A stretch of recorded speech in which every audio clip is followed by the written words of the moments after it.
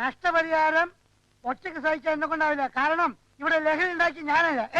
പിന്നെ ആര്? താനാ താനാ? താനാ പള്ളിയിൽ പോയി പറഞ്ഞാൽ തന്നെ അപ്പൂപ്പ ഇരിക്കുന്നുണ്ടോ? എപ്പോഴും വഴക്കുണ്ടാക്കുന്ന 2 മെമ്പർമാരെ ഉൾക്കൊണ്ട് ഈ ക്ലബിന് മുമ്പോട്ട് പോകാൻ ഒക്കില്ല.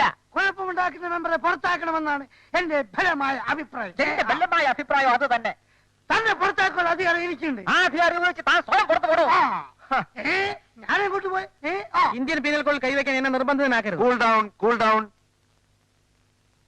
എന്തുകൊണ്ട് നിങ്ങളുടെ എനിമിറ്റി അവസാനിപ്പിച്ചുകൂടാ എന്നാണ് ഞാൻ ചോദിക്കുന്നത്. മറ്റ് മെമ്പർമാർ പലതവണ ഇതിന് ശ്രമിച്ചതാണ്.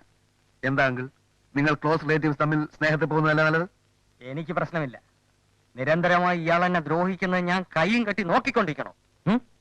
മര്യാദ ഇങ്ങോട്ട് കാണിച്ചാൽ അങ്ങോട്ട് കാണിക്കും. ഇതൊരു അവസാന സന്ദർഭമാണ്. കഴിഞ്ഞ എല്ലാം മറക്കണം. ഇരുവരും ഷെയ്ക്ക് ഹാൻഡ് ചെയ്യണമെന്നാണ് ഞങ്ങൾ അഭ്യർത്ഥിക്കുന്നത്.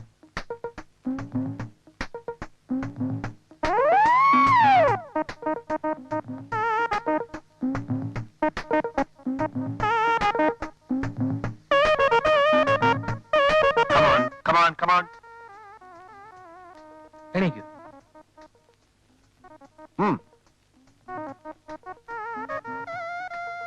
ഞങ്ങൾ ഒന്നാണ്. We together.